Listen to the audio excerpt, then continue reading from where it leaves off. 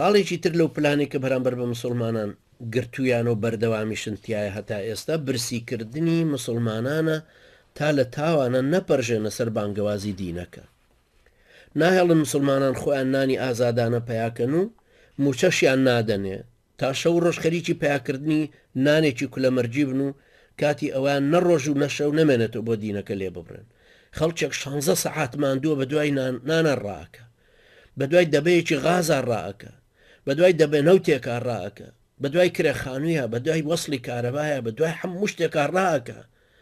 جگە لەوەی ڕۆژانە هەم ئەندامانی خێزان هەموو ئەڕۆنە دەرەوە، هەموو کاسبیەکەن و هەر داما و فەقیرن و ئەوەی موچەخۆرە لە بیستی مانگەوە محتاجە، چونکە ئەوەندەیان نادەنێ کە پێی بژین. بەدەوامەکەش ئەوەندەیان مەشغوڵکردن ڕێیان نادەن کەسابەتیش ببێ. ئەنجا ئیبداعێکیان نەکردووە لە بازاڕیشە کەسابەت بمێنێ.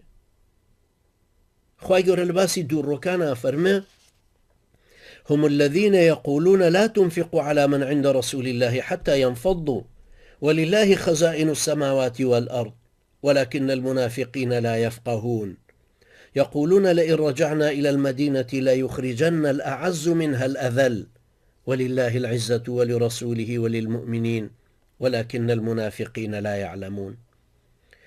ئەفەرمێ ئەوانن دووڕوەکانن کە ئەڵێن بەو کەسانە مەبەخشن کە لە دەوروبەری پێغەمبەرەکەی خوان عەلەیهی سەڵات وەسەلام. سەیری ئەم دووڕوانە ئەزانن ئەوە پێغەمبەری خوایە عەلەیهی سەڵات وەسەلام، ئەزانن ئەو سەحابانەی کە لە خزمەتیان و بە دەوریەوەن فەقیر و هەژارن، ئەمانیش ئەڵێن نا پێیان مەبەخشن، هیچیان مەدەنێ تا لە تاوانە دەوروبەری چۆڵکەن لێی دوورکەونەوە بڕۆن خەریکی کەسابەت بن. خوای گەورە فەرمێ بەڵام خۆ گەنجینەی ئاسمانەکان و زەوی هی خوایە، بەڵام دووڕوەکان پەی بەمە نابن چونکە